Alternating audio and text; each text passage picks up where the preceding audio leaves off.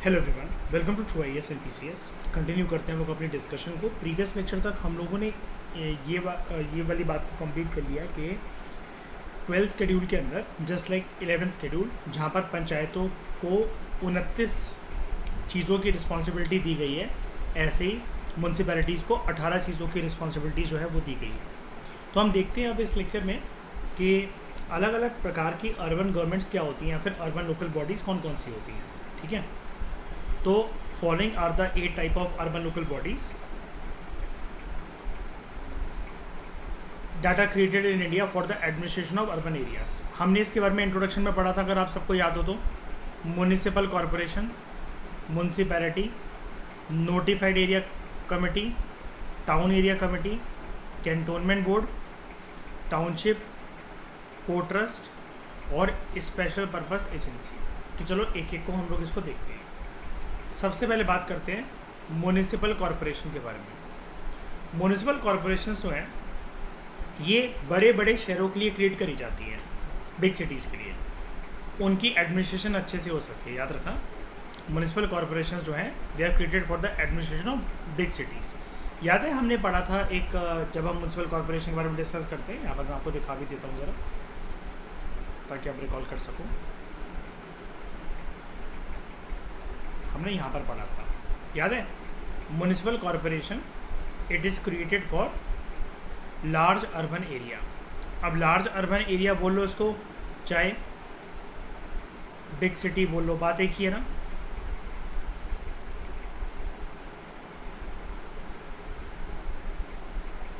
Big city वाला area, okay.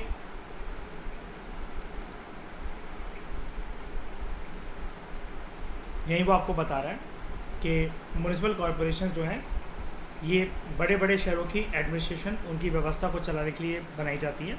Like Delhi, Mumbai, Kolkata, Hyderabad, Bengaluru etcetera. ये ऐसे राज्यों में इस्टेब्लिश करी जाती है, ठीक है। They are establish in the states by the acts of the concern state legislature, यानी कि उन राज्यों के जो विधानसभा विधान परिषद है, अगर वो उसके ऊपर कोई कानून लेकर आते हैं तो उसके अंतर्गत ये स्टैब्लिश करी जाती है, ठीक है। और बड़े सारे केंद्र शासित प्रदेशों में भी bye the acts of the parliament of India. अब ये भी हो सकता है कभी कभार, ये सबसे बड़ी बात तो ये याद रखना, पहले तो एक चीज़ के ऊपर मैं अगर एम्फसाइज कर पाऊँ, राज्यों में they are created by concern state legislature, उस राज्य का जो विधानसभा विधान परिषद होगा वो उनको बनाएंगे। लेकिन जहाँ पर बात आती है केंद्र शासित प्रदेशों की यूटीज़ की, they are created by the acts of the parliament, ठीक है। अब ऐसा भी हो सकता है that there may be one common act for all the municipal corporations in a state. एक राज्य के अंदर विधानसभा ने जो बनाया हो, एक ही कॉमन एक्ट बनाया हो सभी प्रकार की म्यूनिसिपल कॉरपोरेशन के लिए एक राज्य के अंदर, या फिर हर एक म्यूनिसिपल कॉरपोरेशन के लिए हो सकता है कि एक सेपरेट एक्ट हो। अब ये डिपेंड करता है किस बात के ऊपर,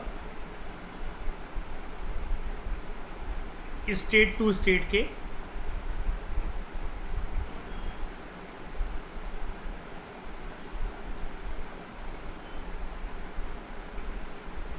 गवर्नेंस मैकेनिज्म के ऊपर, ओके। जब भी हम लोग बात करते हैं म्यूनिसिपल कॉरपोरेशन की, like MCD, municipal corporation of Delhi, इनमें 3 अथॉरिटीज़ होती हैं। एक होती है म्यूनिसिपल कॉरपोरेशन की काउंसिल, कुछ होती हैं स्टैंडिंग कमिटीज, और एक होता है कमिश्नर। जो काउंसिल होती है ये एक डेलिब्रेटिव और लेजिस्लेटिव विंग होता है एमसीडी का। एमसीडी के लिए बहुत सारे एक्शंस को फाइनलाइज करने का काम इसका होता है, और डेलिब्रेटिव बेसिकली क्या होता है कि ऐसा प्लेटफॉर्म जहां पर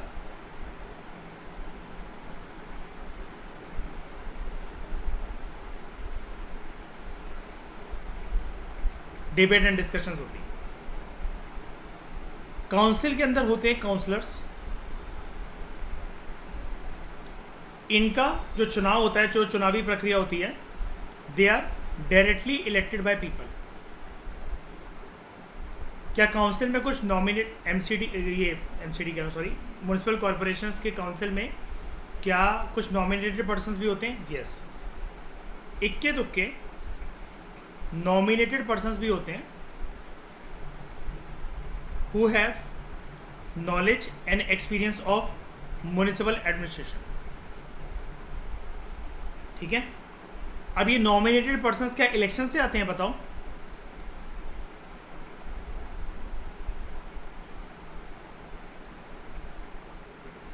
और ये मस्ट है क्या कि नॉमिनेटेड पर्सन्स होंगे ही होंगे? मस्ट बात नॉमिनेटेड पर्सन्स की है या फिर मस्ट बात डायरेक्टली इलेक्टेड पर्सन्स की है? बताओ।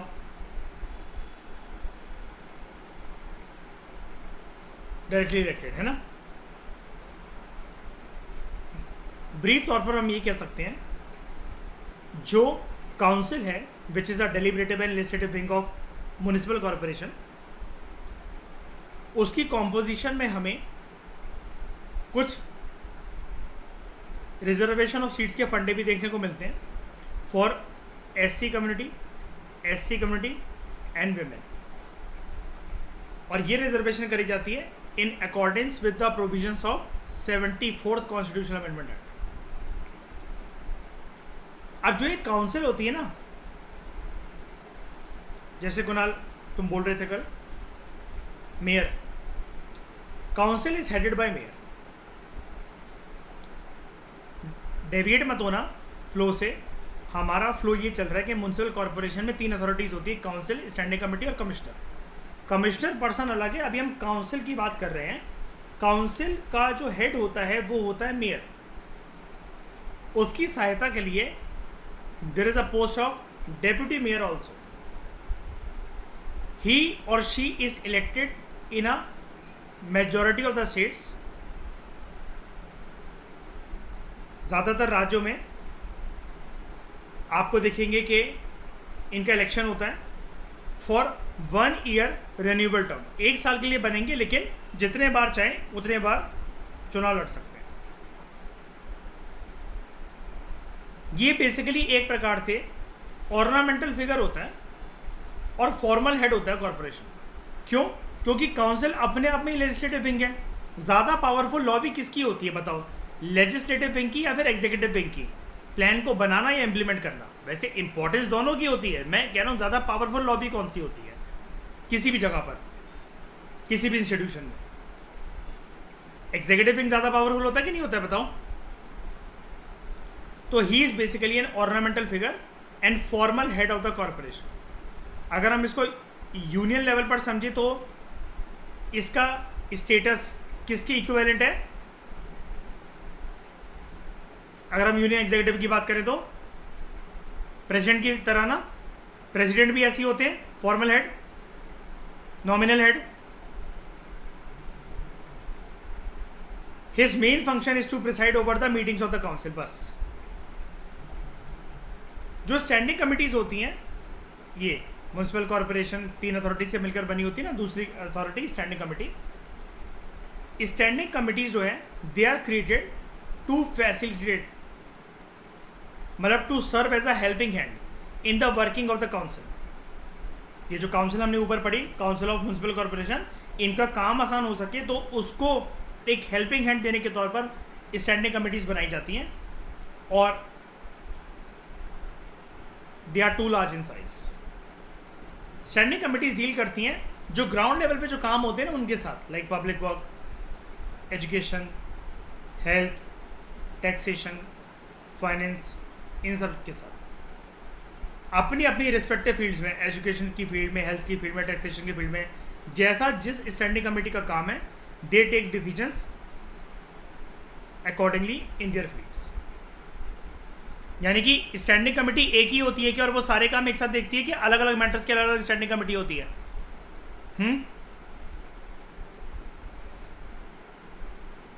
अलग अलग होती है, राइट?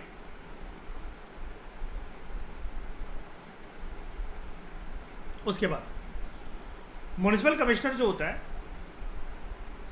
ही और she is responsible for the implementation of the decisions जो कि काउंसिल और स्टैंडिंग कमेटी ने लिए होते हैं, यानी कि ही और she is the chief executive authority of the corporation.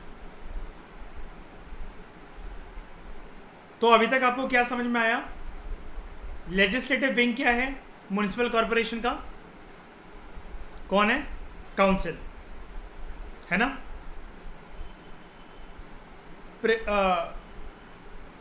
जो प्लान को प्रिपेयर करेगा उसका विंग कौन सा है? सारी की सारी चीज़ों को देखेगा standing committee. Ultimately implementing executive wing कौन सा है? Municipal commissioner. ही और she is appointed by the state government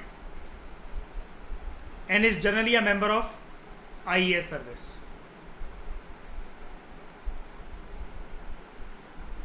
municipal commissioner एक IAS रैंक ऑफिसर होता है, यानी कि काफ़ी पावरफुल होता है। इनमें से अगर अब आपको क्रोनोलॉजी में लगाना हो कि म्युनिसिपल कॉर्पोरेशंस में जो 3 अथॉरिटीज होती हैं, इनकी क्रोनोलॉजी क्या होगी? सबसे पावरफुल कौन?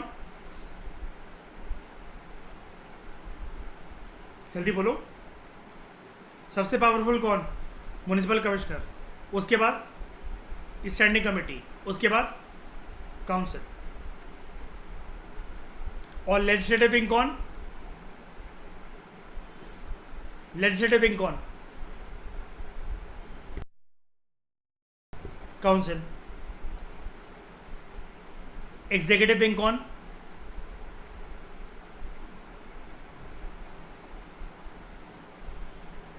एग्जीक्यूटिव विंग कौन? कमिश्नर। ठीक है, क्लियर हो गया ना ये?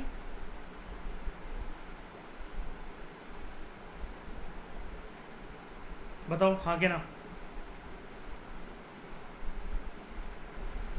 बात करते हैं अब म्युनिसिपैलिटी की।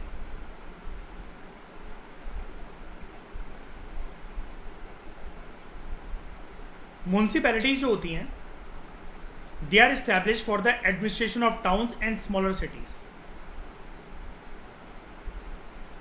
यानी कि सिटीज तो हैं लेकिन उतनी बड़ी नहीं है जो कि म्युनिसिपल कॉर्पोरेशन जितनी बड़ी दायरे में आती हैं। ठीक है, वहां के लिए होती है म्युनिसिपैलिटी। म्युनिसिपल कॉर्पोरेशंस की तरह they are also set up in the states. राज्य में इनका गठन होता है, सेम स्ट्रक्चर वही, by the acts of the concern state legislature. उस राज्य का जो विधानसभा विधान परिषद जो भी कानून लेकर आएंगे उसके अकॉर्डिंग ये सेटअप करी जाती हैं म्युनिसिपैलिटीज़। अगर बात करें केंद्र शासित प्रदेशों की, स्टेट्स में कैसे सेटअप करी जा रही हैं? Through acts of the concern state legislature. लेकिन केंद्र शासित प्रदेशों में इनका गठन कैसे होता है? Through acts of parliament. इनको अलग अलग नामों से जाना जाता है अलग अलग राज्यों में। लाइक किसी किसी राज्य में इनको बोला जाता है म्युनिसिपल काउंसिल, कहीं पर बोला जाता है म्युनिसिपल कमेटी, कहीं पर म्युनिसिपल बोर्ड, कहीं पर बोरो म्युनिसिपैलिटी, कहीं पर सिटी म्युनिसिपैलिटी एक्सेट्रा। वो डिपेंड करता है स्टेट टू स्टेट कि वो क्या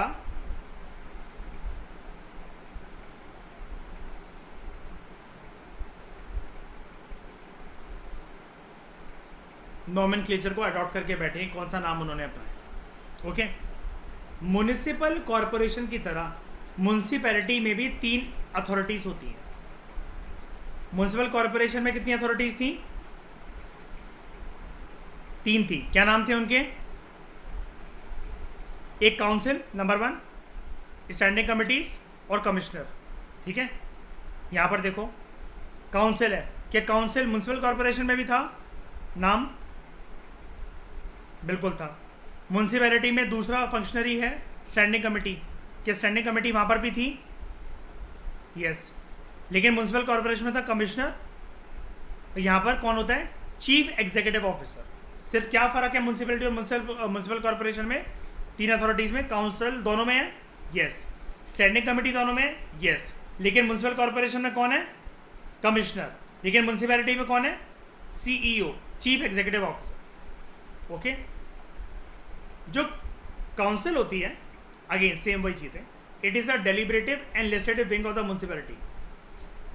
it consist of councils who are directly elected by the people, sound similar to municipal corporations working in the context of council. Deliberative legislative wing थी council भी, sorry corporation भी। It consist of councillor who are directly elected by the people, है ना। जो council है, it is headed by president और chairman. Municipal corporation के context में काउंसिल को कौन हेड करता था? मेयर। म्युनिसिपैलिटी के केस में कौन हेड कर रहा है, क्या नाम है उसका? प्रेसिडेंट या फिर चेयरपर्सन। कैसा आप बोलोगे इसको?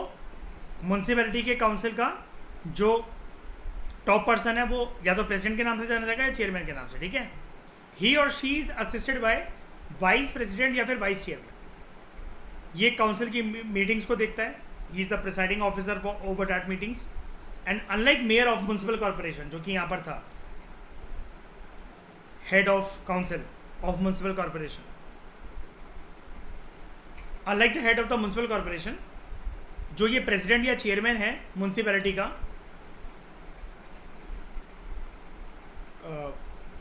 हाँ, ही और she plays a significant role and is the pivot of the municipal administration. मतलब ये डायरेक्शन देता है पूरी की पूरी।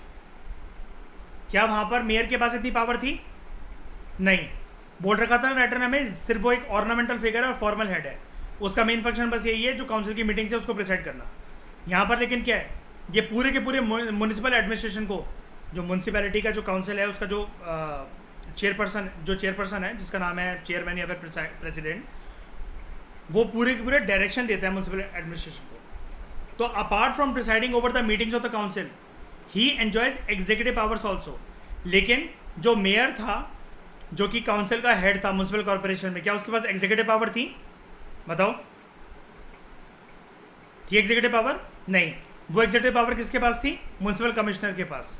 लेकिन यहाँ पर इसके पास एग्जीक्यूटिव पावर होती है। बात करते हैं फिर स्टैंडिंग कमेटी की। स्टैंडिंग कमिटीज बनाई जाती हैं ताकि काउंसिल का काम आसान हो सके, ग्राउंड लेवल पे वर्क करती है। दे डील्स विद वेरियस मैटर्स, अलग अलग मैटर की अलग अलग standing committee, just like municipal corporations, public work, taxation, health, finance etcetera. फिर एक नई बॉडी आपको कौन सी दिख रही है यहाँ पर, नई अथॉरिटी? सीईओ की। जबकि म्युनिसिपल कॉर्पोरेशन में कौन होता है? कमिश्नर, ठीक है। जो सीईओ होता है, या जिसको आप चीफ एग्जीक्यूटिव ऑफिसर या चीफ म्युनिसिपल कमिश्नर भी कह लो, सीएमओ या फिर सीईओ, ही और she is responsible for day to day general administration of the municipality and he और she is appointed by the state government. यहाँ पर कोई ऐसी कंडीशन तो नहीं, यहाँ पर कोई इसकी ऐसी डेजिग्नेशन है क्या? ही और she is of the rank of the IAS officer like municipal commissioner. Appointment लेकिन राज्य की सरकार ही करती थी म्युनिसिपल कॉर्पोरेशन को, यहाँ पर अपॉइंटमेंट कौन कर रहा है? राज्य की सरकार ही, ठीक है। डे टू डे एडमिनिस्ट्रेशन को देखता ही है। उस केस में म्युनिसिपल कमिश्नर एक एग्जीक्यूटिव अथॉरिटी थी and generally a member of IAS officer, always, हमेशा नहीं, जनरली का मतलब यहाँ पर मैं आपको बता दूं 99% केसेस। बात करते हैं नोटिफाइड एरिया कमेटी की।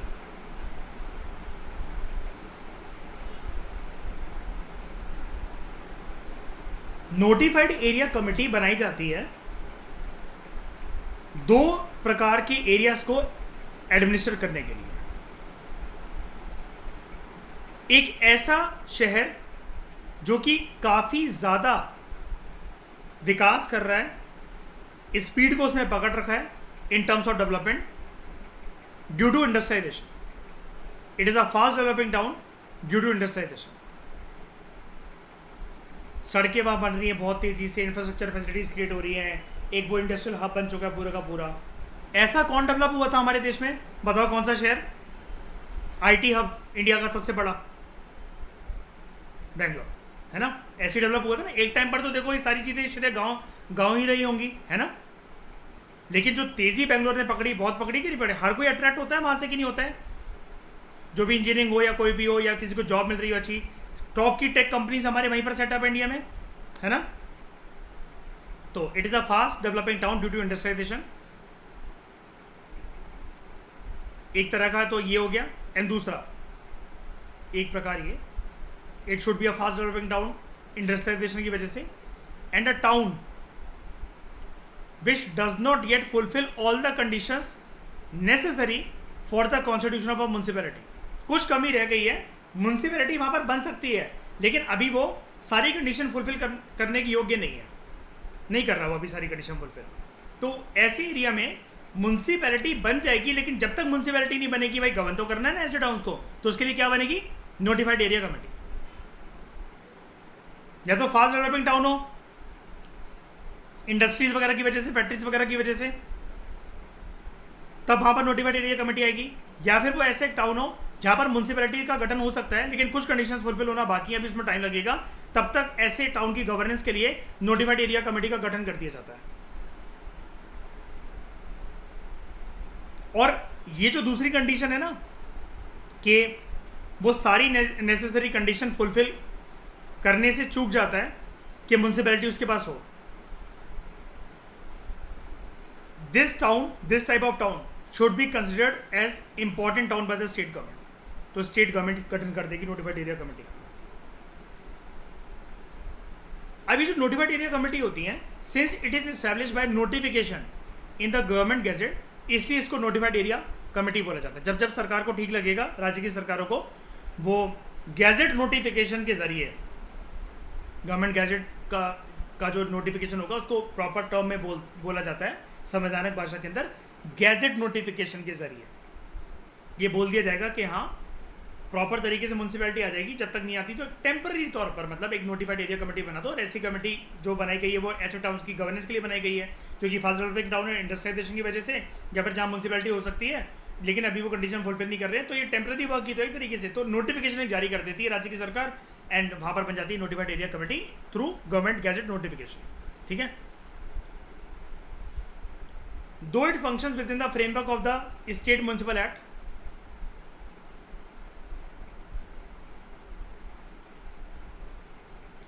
अगर विधानसभा विधान परिषद ने कोई म्यूनसिपैलिटी की गवर्नेंस के लिए कोई एक्ट बना रखा है, तो उसी के अंतर्गत बेसिकली नोटिफाइड एरिया कमेटी जो है वो बनाई जाती है, क्योंकि गैजेट नोटिफिकेशन के जरिए बनाई गई है। जैसी म्यूनसिपैलिटी के ये काबिल होगा तो यहाँ पर म्यूनसिपैलिटी का गठन कर दिया जाएगा, फिर ये डिसॉल्व हो जाएगा, नोटिफाइड एरिया कमेटी जैसी कोई चीज़ नहीं होगी वहाँ पर। लेकिन फिर से पढ़ो उसको, though it functions within the framework of the state municipal act, only those provisions of the act apply to it which are notified in the government gazette by which it is created। यानी कि notified area committee का गठन state municipal act के अंतर्गत ही होता है। लेकिन state municipal act होता किस लिए, म्यूनसिपैलिटी को बनाने के लिए। अब यहाँ पर तो म्यूनसिपैलिटी है नहीं, नोटिफाइड एरिया कमेटी है ना, तो गवर्नमेंट गैजेट नोटिफिकेशन में जो भी चीज़ें बोली जाएंगी कि हाँ अगर म्यूनसिपैलिटी जैसी चीज़ें यहाँ पर लानी है, कितनी लानी है, 70% गवर्नेंस लाना है, 80% गवर्नेंस लाना है, तो उसके अकॉर्डिंग यहाँ पर क्या होगा, नोटिफाइड एरिया कमेटी का गठन कर दिया जाएगा। मतलब स्टेट म्युनिसिपल एक्ट में जो भी प्रोविजंस होंगे वो तो म्यूनसिपैलिटी के लिए हैं, ठीक है। गवर्नमेंट नोटिफाइड एरिया कमेटी का गठन कैसे कर रही है, थ्रू गैजेट नोटिफिकेशन। तो स्टेट म्युनिसिपल एक्ट के कौन कौन से प्रोविजन, कौन कौन सी governance structure notified area committee का पार्ट बनेंगे, ये सिर्फ राज्य की सरकार ही डिसाइड करेगी थ्रू गवर्नमेंट नोटिफिकेशन। उस गवर्नमेंट नोटिफिकेशन में जो बोल रखा है कि ये चीज़ें यहाँ पर होनी चाहिए, ऐसा ऐसा गवर्नेंस स्ट्रक्चर इनका होना चाहिए, ये functions, powers and functions enjoy कर सकते हैं, तो उतने ही वो करेंगे। अगर राज्य की सरकार चाहे उस गवर्नमेंट नोटिफिकेशन में 10 चीज़ें 20 चीज़ें मिस आउट भी कर सकती है, या 40 एक्स्ट्रा चीज़ें डाल भी सकती है, बस ये सिंपल सी बात है, ठीक है। यानी कि कंप्लीट इंडिपेंडेंस यहाँ पर किसके पास है, सरकार के पास, राज्य की सरकार के पास। और टूल क्या है इसको क्रिएट करने का, gazette notification. It may also be interested to exercise powers under any other act, किसी और एक्ट के अंतर्गत भी नोटिफाइड एरिया कमेटी को एक्स्ट्रा पावर्स दी जा सकती है। अब क्योंकि जैसा कि मैंने आपको बता चुका हूँ इतना कि स्टेट म्युनिसिपल एक्ट के अंतर्गत ही इनका गठन होता है, तो इसकी पावर्स जो हैं they are almost equivalent to those of municipality. Almost इसलिए क्योंकि म्युनिसिपैलिटी है नहीं, म्युनिसिपैलिटी ना होने के बावजूद भी पूरी म्युनिसिपैलिटी जैसी पावर दी जा सकती है थ्रू गवर्नमेंट गैजेट नोटिफिकेशन, या कुछ पावर छीनी जा सकती हैं, वो डिपेंड करेगा कि राज्य की सरकार अपने गैजेट नोटिफिकेशन में किन किन पावर्स को इनकॉर्पोरेट करती है नोटिफाइड एरिया कमेटी के लिए और किन किन पावर्स को छीन लेती है। बट अनलाइक म्यूनसिपैलिटी, ये जो होती है, जब तक म्यूनसिपैलिटी का गठन नहीं होता ना, यहाँ पर जो नोटिफाइड एरिया कमेटी होती है, it is entirely nominated body. This is the key word, सबसे इंपॉर्टेंट यही है नोटिफाइड एरिया कमेटी को समझने के लिए। म्यूनसिपल कॉर्पोरेशन, बताओ कैसी बॉडी है? Directly elected by the people. Municipality कैसी? Directly elected. ये क्या है? Entirely nominated. That is all the members of the notified area committee including chairman, they are nominated by राज्य की सरकार। तो नोटिफाइड एरिया कमेटी के कंटेक्स्ट में याद रखना, सिर्फ दो ही स्टेट, मतलब ये 3 लाइनों से बनकर एक क्वेश्चन आ जाएगा। एंटायरली नॉमिनेटेड बॉडी है, चेयरमैन भी नॉमिनेटेड होता है, चेयरमैन नॉमिनेटेड होता है राज्य की सरकार के द्वारा, और चौथी स्टेटमेंट ये आ सकती है, it is neither an elected body nor a statutory body. ना ही चुनावी प्रक्रिया से आ रही है, ना ही राज्य की सरकार या पार्लियामेंट के किसी एक्ट की मदद से बनी है। ये कैसे बनी है? Gadget notification. क्या गैजेट नोटिफिकेशन को आप स्टैट्यूटरी चीज़ कहोगे? बताओ, एक्ट है वो, एक्ट है? बिल्कुल नहीं।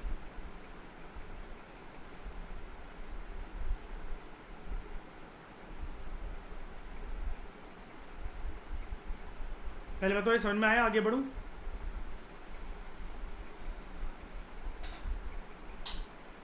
बोलो बोलो। ठीक है। Town area committee, town area committee का गठन करा जाता है for the administration of a small town. ये एक म्युनिसिपल अथॉरिटी तो होती है, लेकिन पूरी तरीके से नहीं होती है, इसलिए इसको बोला जाता है semi municipal authority. And it is interested with a limited number of civic functions. Civic functions होते हैं which are concern with the works and matters of civilians, like gutter, road, street lighting, conservancy. मतलब कौन कौन सी जगह को conserve करके रखना जरूरी है, कुछ पार्क वगैरह। कई लोग जैसे लिख दे अगर इनको, इनके मेंबर्स को, कि यहाँ पर एक झूला लगवा दो, या एक ओपन जिम पार्क बनवा दो, या साफ़ सफाई करवा दो, तो उसके चक्कर में, ठीक है, यहाँ से बड़ी दिक्कत होती है, ये ट्रैफिक को क्लियर करवा दो, ट्रैफिक पुलिस वाला यहाँ पर खड़ा करवा दो, वो चीज़ें, मतलब ठीक है। कंजर्वेंसी के बहुत रेंज ऑफ टॉपिक्स होते हैं, इस तरह की चीज़ें जनता की दरख्वास्त पे जो मतलब क्रिएट करी जाएगी। तो it is created by a separate act of the state legislature. विधानसभा, विधान परिषद जब एक सेपरेट एक्ट लेकर आए तब एक टाउन एरिया कमेटी का गठन होता है, लेकिन याद रखना it is a semi municipal authority. इसका जो भी कॉम्पोजिशन होता है, फंक्शंस होते हैं, दूसरे मैटर्स होते हैं, they are govern by that. या तो हो सकता है पूरी तरीके से एक ही इलेक्टेड बॉडी भी हो सकती है, या पूरी तरीके से एक नॉमिनेटेड बॉडी भी हो सकती है बाय द स्टेट गवर्नमेंट, या फिर पार्टली इलेक्टेड और पार्टली नॉमिनेटेड, कुछ मेंबर्स इलेक्टेड कुछ मेंबर्स नॉमिनेटेड। लेकिन मुझे आप लोग ये बताओ, म्युनिसिपल कॉर्पोरेशन कैसी बॉडी है? सबसे पहले पूरी तरीके से इलेक्टेड, या फिर इलेक्टेड मेंबर्स भी हैं, नॉमिनेटेड भी हैं? इलेक्टेड मेंबर्स भी होते हैं डायरेक्टली इलेक्टेड, कुछ नॉमिनेटेड होते हैं। म्युनिसिपैलिटी कैसी थी? पूरी तरीके से इलेक्टेड, कोई नॉमिनेटेड मेंबर था नहीं। नोटिफाइड एरिया कमेटी पूरी तरीके से नॉमिनेटेड। टाउन एरिया कमेटी बहुत सारी सिचुएशन है, पूरी तरीके से इलेक्टेड भी हो सकती है, पूरी तरीके से नॉमिनेटेड भी हो सकती है। तीसरी सिचुएशन, कुछ मेंबर्स इलेक्टेड और कुछ मेंबर्स नॉमिनेटेड। समझ गए? कोई दिक्कत? इन सबका गठन कैसे होगा? Through acts of the parliament या फिर स्टेट लेजिस्लेचर? State legislature.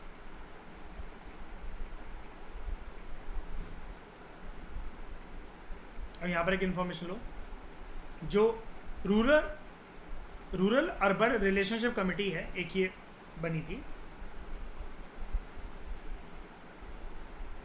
इसको अर्बन रिलेशनशिप कमेटी भी बोलते हैं। It was headed by AP Jain.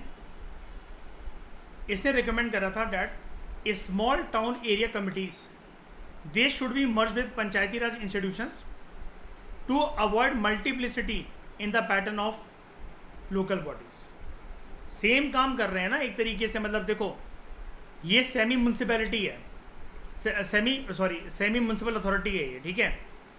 ये वाले जो काम है, ये जो लगता हुआ एरिया होगा जो कि पंचायत वगैरह का कोई एरिया होगा, तो ये काम वहाँ पर भी नहीं होते हैं। गाँव में ज़रूरत नहीं होती इन सबकी, drainage, road, street lighting, conservancy, बताओ होता है कि नहीं होता है। तो उन्होंने बस एक अपनी रिकमेंडेशन दी थी कि स्मॉल टाउन एरिया कमेटी जो है उनको पंचायती राज इंस्टीट्यूशन के साथ मर्ज कर दो, ताकि जो वो काम करते हैं और लगे हाथ ये जो काम करें वो कॉमन लोगों का फ़ायदा हो जाए, उससे मतलब अलग अलग जो है डिपार्टमेंट्स वर्क डिले वगैरह ये सब ना हो, ये झंझटें ना हो।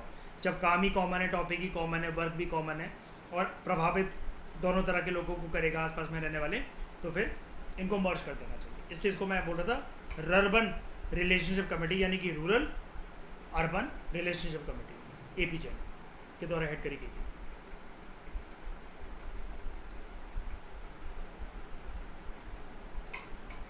आगे बढ़ें।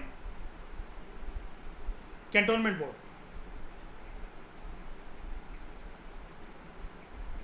कैंटोनमेंट बोर्ड का गठन होता है, it is establish for municipal administration for civilian population in the cantonment area. वहां जो आम जनता रह रही है कैंटोनमेंट एरिया के पास।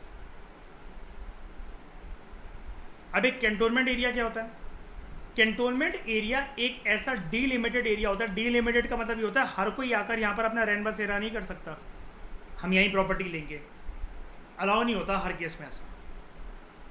जहाँ पर मिलिट्री फोर्सेस और ट्रूप जो होती हैं वो परमानेंटली स्टेशनर्ड होती है, तैनात होती हैं, वो एरिया हमेशा के लिए कैंटोनमेंट बोर्ड ही रहेगा। वहाँ पर कल को सरकार ऐसा नहीं कर सकती चलो यहाँ पर नई सोसाइटी बना लेते हैं, कुछ फ्लैट्स बना लेते हैं, जैसे डीडीए के फ्लैट्स होते हैं दिल्ली में, दिल्ली डेवलपमेंट अथॉरिटी के। ऐसा नहीं हो सकता, वो एरिया डेजिग्नेटेड ही है, क्योंकि पास में कभी कोई आपदा आ गई, प्राकृतिक आपदा आ गई, कोई भी भसड़ हो गई, दंगे हो गए, तो वहाँ पर वो आर्मी की यूनिट्स, आर्म फोर्सेस की यूनिट्स तैनात हैं और वो एरिया उन्हीं के लिए। अब आर्मी वाले अपने घर छोड़कर आए हैं, अब जैसे कुछ कुछ शहरों में काम कर रहे हैं, कुछ बॉर्डर्स पे काम कर रहे हैं, बॉर्डर्स वालों को हटाओ, जो अंदरूनी देश के इलाकों में काम कर रहे हैं, क्या रोड पे थोड़ी ना सोएंगे वो? उनके लिए तो क्वार्टर्स वगैरह कुछ ना बनने चाहिए। शहरों में ज़रूरत नहीं हो सकती क्या? कल को कुछ पुलिस कंट्रोल नहीं कर पाई, कोई दंगे हो गए, कुछ भी हो गए, ज़रूरत है ना कि एकदम से आर्मी को बुला के कंट्रोल करा जाए सिचुएशन को, है ना? पैरामिलिट्री फोर्सेज आई आए वो आए, तो उनके लिए प्रॉपर ये सोसाइटी और कॉलोनी मान लो आप इनको, जो आर्म फोर्सेज के लिए होती है, मिलिट्री ट्रूप्स के लिए होती है, मिलिट्री फोर्सेस, जो कि कैंटोनमेंट एरिया, जैसे दिल्ली में है दिल्ली कैंट, ठीक है। तो it is setup under the provisions of cantonment act of 2006। ये एक लॉ था which was enacted by the central government, इसको उसके अंतर्गत सेटअप करा जाता है, याद रखना। लेकिन it is for the municipal administration for civilian population the cantonment area. घर परिवार को लेकर लोग रहते हैं ना ठकुराइन, आर्मी वाले अपने रहते हैं ना घर परिवार को लेकर, जहाँ पर वो रह रहे होते हैं वहाँ ऐसी दिक्कत नहीं होती क्या कि लाइट नहीं जा रही, स्ट्रीट लाइटिंग नहीं चल रही, इंटरनेट नहीं आ रहा, पानी नहीं आ रहा 3 दिन से? होती है दिक्कत कि नहीं होती है बताओ? होती है ना, ठकुराइन से पूछो, ठीक है। It works under the administrative control of the defence ministry of the central government. Thus unlike the above 4 types of urban local bodies, कौन कौन सी? Municipal corporations, municipality, notified area committee and town area committee. वो सारे का सारा गठन उनका कौन करता था? They are created by acts of the state legislature, ठीक है, which are created and administered by the state government. Cantonment board जो है it is created as well as administered by central government. जो कैंटोनमेंट एक्ट है 2006 का, ये किसका act है? राज्य की सरकारों का एक्ट है या फिर पार्लियामेंट का एक्ट है? पार्लियामेंट का एक्ट है, अभी आपने ऊपर देखा ना, it is the legislation of the central government. तो it was enacted to consolidate and amend the law relating to administration of cantonments with a view to impart greater democratization, improvement of their financial base, ताकि वो भी ऐसा काम कर सकें कि जो भी डेवलपमेंटल एक्टिविटीज़ लेकर आनी है ऐसे एरिया में, या कोई भी ऐसा कोई मैटर है, रोड बनवानी है, स्ट्रीट लाइटिंग बनवानी है, सिविलियन पॉपुलेशन जो रह रही है उनके लिए कोई सुख सुविधा है, मतलब बेसिकली उसको क्रिएट करना है, तो वो अपना काम इंडिपेंडेंट रूप से कर सके, ठीक है। और इसकी जिम्मेदारी डायरेक्टली सेंट्रल गवर्नमेंट ले लेता है, ठीक है। दिस एक्ट हैज़ रिपेल्ड, जो पहले चलता था आज़ादी से पहले, कैंटोनमेंट एक्ट ऑफ 1924 जिसको अंग्रेज लेकर आए थे, ठीक है। अब है कैंटोनमेंट एक्ट 2006। 2019 की अगर हम लोग बात करें, हमारे देश में 62 कैंटोनमेंट बोर्ड्स हैं। They are grouped into 4 categories on the basis of civilian population. अब क्या क्या क्लासिफिकेशन होती है कैंटोनमेंट बोर्ड्स की? एक होता है category 1 cantonment board, category 2 cantonment board, category 3 और कैटेगरी 4। जहां पर जनसंख्या रह रही है, सिविलियन पॉपुलेशन रह रही है 50,000 से ज़्यादा, नहीं पहले चलो नीचे तो स्टार्ट करते हैं 4 से, 2,500 से ज़्यादा, 2,500 से कम जहाँ जनसंख्या है वो होगा कैंटोनमेंट बोर्ड कैटेगरी 4। 2,500 से 10,000 तक जनसंख्या है आम नागरिकों की, वो होगा कैटेगरी 3 कैंटोनमेंट बोर्ड। 10,000 से 50,000 कैटेगरी 2 कैंटोनमेंट बोर्ड, और 50,000 से ज़्यादा कैटेगरी 1 कैंटोनमेंट बोर्ड।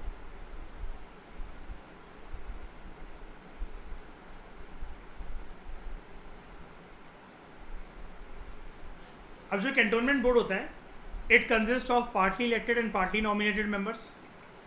जो इलेक्टेड मेंबर्स होते हैं they hold office for a term of 5 साल।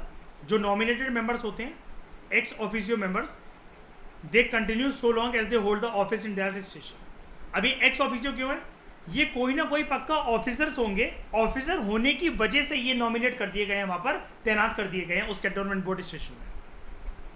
जो मिलिट्री ऑफिसर होते हैं which are commanding the station, वो होते हैं वहाँ के एक्स ऑफिसियो प्रेसिडेंट उस बोर्ड के, and they preside over its meeting. जो वाइस प्रेसिडेंट होते हैं इस बोर्ड के, ही और she is elected by the elected members from among themselves for a term of 5 years। यानी कि जो मिलिट्री ऑफिसर जो हैं उस कमांडिंग स्टेशन के, वो एक्स ऑफिसियो प्रेसिडेंट होते हैं। वो तो नहीं आ रहे चुनावी प्रक्रिया से, लेकिन वाइस प्रेसिडेंट जो इस बोर्ड के, उनका इलेक्शन हो रहा है ना बाय मेंबर्स ओनली। जो कैटेगरी 1 है कैंटोनमेंट बोर्ड की, ये वाली, जहाँ पर पॉपुलेशन 50,000 से ज़्यादा है सिविलियंस की, it consist of the following members. एक military officer which is commanding who is commanding the station, एक एग्जीक्यूटिव इंजीनियर उस कैंटोनमेंट में, एक हेल्थ ऑफिसर, एक first class magistrate who is nominated by the district magistrate, DM nominate करेंगे इसको। 3 military officers nominated by the officer commanding the station. 8 members which are elected by the people of the cantonment area, और एक cantonment board का CEO, chief executive officer. जो भी functions होते हैं which are perform by the cantonment board, they are similar to those of the municipality. और इसको भी हम लोग by law, by parliament law 2006 का जो एक्ट है, they are statutorily categorize into obligatory functions, compulsory functions and discretionary functions, voluntary functions. इनके पास पैसा कहाँ से आता है? They have both tax revenue and non tax revenue. जो एग्जीक्यूटिव ऑफिसर होता है कैंटोनमेंट बोर्ड का, उसकी अपॉइंटमेंट होती है राष्ट्रपति के द्वारा। वो सारे के सारे रेजोल्यूशन और डिसीजन होते हैं बोर्ड के और कमेटी के, उसको इम्प्लीमेंट करते हैं। एंड ही और she belongs to the central cadre which is establish for the purpose. और सेंट्रल कार्डर यहाँ पर क्यों बोला गया है? Because cantonment boards work under the entire umbrella of central government through act of Cantonment Board Act 2006, जैसा कि हमने ऊपर पढ़ा। ये फिर बात करते हैं टाउनशिप की। इस प्रकार की जो अर्बन गवर्नमेंट बॉडी है, urban local body, it is established by the large public enterprises.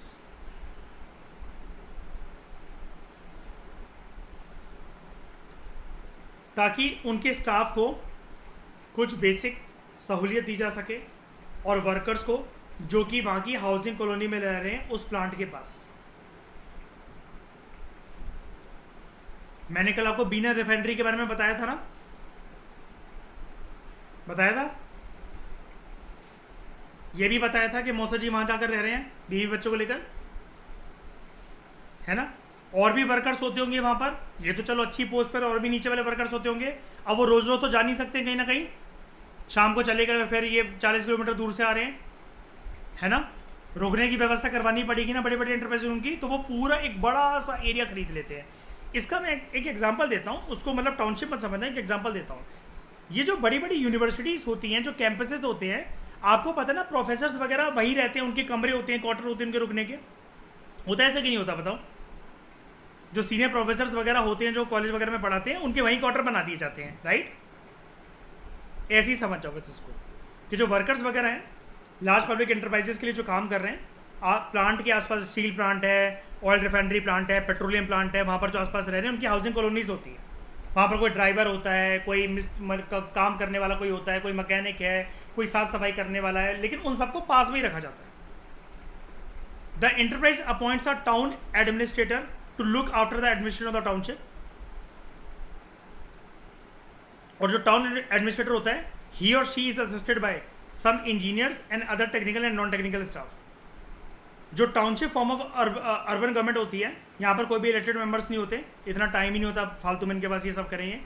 In fact it is an extension of the bureaucratic structure of the enterprise. मतलब जो भी इंटरप्राइजेज, जो भी कंपनी होगी, जो भी उसके ओनर्स होंगे, वो होंगे बोर्ड ऑफ डायरेक्टर्स होंगे, वो मिलकर डिसाइड कर लेंगे कि कैसे क्या क्या किसको अपॉइंट करना है और कहाँ पर किसको कितने क्वार्टर देने हैं, कब तक देने हैं, किसी को हमारे पास काम करते हुए इतने साल हो चुके हैं तब देने हैं, क्या देने हैं। लेकिन ये एरिया बहुत बड़ा खरीद लेते हैं। तो यानी कि टाउनशिप किसी गवर्नमेंट के अंतर्गत आता है ये क्या? Urban local body. बताओ ये ऐसा कुछ है क्या कि मतलब इसको सरकार रेगुलेट तो किसी को भी कर सकती है सरकार, लेकिन ये इसका गठन क्या किसी राज्य की सरकार के एक्ट के अंतर्गत या सेंट्रल गवर्नमेंट के एक्ट के अंतर्गत होता है क्या? दिख रहा है कुछ ऐसा आपको? नहीं ना। Purely it is the decision and sole decision of public enterprises, बड़ी बड़ी कंपनीज। ओके, फिर बात करते हैं पोर्ट ट्रस्ट की। जो पोर्ट ट्रस्ट है, they are establish in port areas like Mumbai, Kolkata, Chennai and so on for two purposes: to manage and protect the ports, to provide civic amenities, जो कि आसपास जो पॉपुलेशन रह रही है उनको। एक जो पोर्ट ट्रस्ट होता है, अब पोर्ट नहीं है ये, ऐसे ये पोर्ट ट्रस्ट, ठीक है। अब port trust is created by act of parliament. यहाँ पर इलेक्टेड और नॉमिनेटेड मेंबर दोनों होते हैं। It's chairman is an official, एक डिग्नेटरी होता है, और जो सिविक फंक्शंस होते हैं यहाँ पर, दे आर मोर और less similar to those of the municipality. तो पार्लियामेंट के एक्ट से अभी तक कौन कौन सी आपने देखा अर्बन लोकल बॉडी क्रिएट होती है? एक पोर्ट ट्रस्ट और कैंटोनमेंट बोर्ड, बाकी सारे थ्रू स्टेट गवर्नमेंट, लेकिन टाउनशिप किसी के द्वारा नहीं, ठीक है। फिर बात करते हैं स्पेशल पर्पस एजेंसी की। मैं इसकी बात कर रहा था कि आपने इसके बारे में नहीं सुना होगा शायद से कभी भी, because it exist in very limited numbers, हर जगह आपको देखने को नहीं मिलेगी। समझते हैं इस चीज़ को। ऊपर हमने अभी तक 7 अर्बन लोकल बॉडीज पढ़ ली है, ठीक है, according to their area and their domain of work, ठीक है। जो in addition to the 7 urban local bodies, जो राज्य हैं, they have set up certain agencies, ताकि कुछ कुछ जो डेजिग्नेटेड एक्टिविटीज़ हैं या स्पेसिफिक फंक्शंस हैं वो ये परफॉर्म कर सकें, and that legitimacy belong to the domain of municipal corporations या म्यूनिसिपैलिटीज़ और अदर लोकल अर्बन गवर्नमेंट्स। यानी कि जो काम म्यूनिसिपल कॉरपोरेशंस का है, म्यूनिसिपैलिटीज़ का है या दूसरी अर्बन लोकल गवर्नमेंट का है, उनका कुछ काम अगर वो ओवरबर्डन है तो एक लेजिटिमेट तरीके से एक स्पेशल पर्पस एजेंसी का गठन करा जाता है, ठीक है। क्यों करा जाता है? ताकि जो ये म्यूनिसिपल कॉरपोरेशन, म्यूनिसिपैलिटी या लोकल अर्बन गवर्नमेंट है, ये ओवरबर्डन हो रहे हैं अपने वर्क से, उनको ये काम दिया जा सके। और इनका गठन कौन करता है? राज्य की सरकार है। तो in other words, these are function based and not area based. अब इनका हो सकता है कि कुछ इक्का दुक्का फंक्शन हो या बहुत सारे फंक्शंस हों, कुछ सेट ऑफ फंक्शंस हों जो उनको दिए जाए परफॉर्म करने के लिए। तो इसलिए इनको अलग अलग नामों से बुलाया जाता है: single purpose agency, uni purpose agency, special purpose agency, या फिर फंक्शनल लोकल बॉडीज। और ऐसी कौन कौन सी लोकल बॉडीज होती हैं? Town improvement trust, urban development authorities, water supply and sewerage board, housing boards, pollution control boards, electricity supply boards, and city transfer board. अब ये टाउन या सिटी के अंदर ये स्पेसिफिक फंक्शन नहीं हो गए, बताना जरा, वाटर सप्लाई या गटर को साफ करना है ना, और हाउसिंग सोसाइटीज़ हैं उनकी कॉलोनी की देखभाल करना, पॉल्यूशन को कंट्रोल करना, इलेक्ट्रिसिटी सप्लाई को देखना, ये सब चीज़ें। ये जो फंक्शनल बॉडीज़ हैं they are established as statutory bodies by act of the state legislature और as departments by an executive resolution. ये ऑटोनॉमस बॉडीज़ की तरह फंक्शन करते हैं, कोई ज़्यादा दखल अंदाजी नहीं करी जाती इनके काम में, and they deal with the functions allotted to them independently of the urban local governments. That is municipal corporation, municipalities या कोई भी ऐसी बॉडी है उनके कामों में दखल अंदाजी नहीं करेगी, इनको नहीं समझाएंगे इनको क्या करना है इनकी, क्योंकि ऑटोनॉमस एग्जिस्टेंस है, इंडिपेंडेंट तरीके से ये वर्क करते हैं। तो वही वाली बात है, they are not subordinate agencies to the local municipal bodies. ऐसा नहीं है कि म्यूनसिपैलिटी के अंदर ये काम कर रहे हैं, म्यूनसिपल कॉर्पोरेशन के अंदर काम कर रहे हैं। इनमें से कोई भी जो आपने 8 बॉडीज़ बनी, कोई भी एक दूसरे के अंदर काम कर रहा है क्या? म्यूनसिपैलिटी छोटा है क्या म्यूनसिपल कॉर्पोरेशन से? बताओ, ऐसा कुछ है? नोटिफाइड एरिया कमेटी क्या है जो म्यूनसिपैलिटी के परमिशन लेकर काम करेगी? बिल्कुल नहीं ना, सबकी इंडिपेंडेंट एग्जिस्टेंस है।